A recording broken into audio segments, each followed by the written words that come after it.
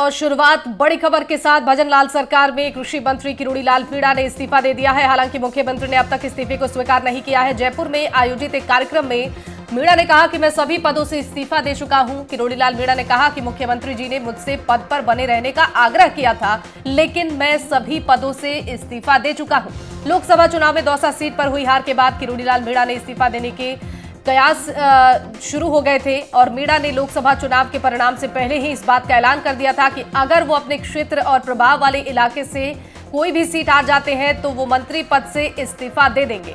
लोकसभा चुनाव में ये सीट बीजेपी हार गई थी और किरोड़ीलाल मीणा ने अपने सोशल मीडिया हैंडल एक्स पर इसको लेकर संकेत भी दिया था। तो ये बड़ी खबर इस वक्त की, किरोड़ीलाल मीणा ने इस्तीफा दे दिया है। इस बात का ऐलान किरोड़ीलाल मीणा ने कर दिया है। उन्होंने कहा कि मुख्यमंत्री जी ने मुझसे आग्रह किया कि पद पर बने रहिए। तो एक बार फिर से किरोड़ीलाल मीणा ने सोशल मीडिया प्लेटफॉर्म एक्स पर पोस्ट किया है, जिसमें रामचरितमानस का वही चौपाई उन्होंने दोबारा दोहराई है। रघुकुल रीत सदा चली आई, प्राण जाई पर वचन न जाई। एक बार फिर से संदेश देने की कोशिश कि वो अपने फैसले पर अड़े हैं। तो किरोड़ीलाल मीणा के इस्तीफे को लेकर डोटासरा का भजनलाल सरकार पर हमला भी देखने को मिला। उन्होंने कहा कि अभी तो शुरुआत है और कई इस्तीफे होंगे, कोई भी काम नहीं करवा पा रहा है। बीजेपी के अंदर नाराजगी है। गोविंद सिंह डोटासरा ने जमकर निशाना साधा है भारतीय जनता पार्टी पर।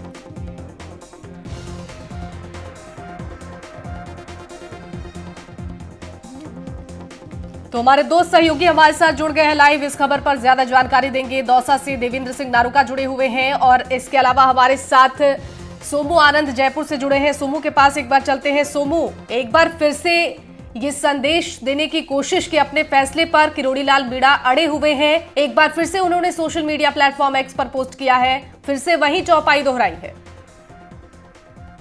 बिल्कुल, देखिए किरोड़ीलाल मीणा ने फिर से अपना जो एक्स पे उन्होंने पोस्ट किया है उसके जरिए वह बात दोहराई है और निश्चित रूप से क्योंकि उनके लिए एक साख की बात थी। बार बार उनसे यह सवाल पूछा जा रहा था कि दौसा सीट हारने के बाद उन्होंने जिस इस्तीफे की बात की थी वह इस्तीफा कहाँ है। जाहिर है विपक्ष के लोग लगातार सवाल उठा रहे थे और आज जिस कार्यक्रम में उन्होंने इसका ऐलान किया है, यह बताया है कि उन्होंने इस्तीफा पहले ही दे दिया है।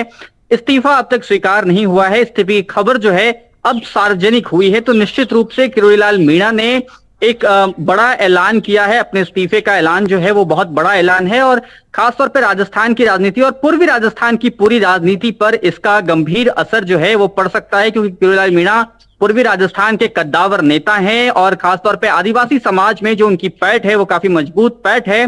और अब जब उन्होंने इस्तीफा दिया, क्योंकि जैसे ही सरकार का गठन हुआ था उसके बाद से ही कई तरह की अटकलें लग रही थी, कई तरह की खबरें चल रही थी। ये कहा जा रहा था कि जो पोर्टफोलियो उनको मिला है उससे वह नाराज हैं। और उसके बाद फिर जब लोकसभा चुनाव का वक्त आया और उनको दौसा सीट को लेकर के उन्होंने ऐलान किया कि अगर मैं दौसा की सीट हारता हूं, भारतीय जनता पार्टी हारती है, तो मैं अपने पद से इस्तीफा दे दूंगा।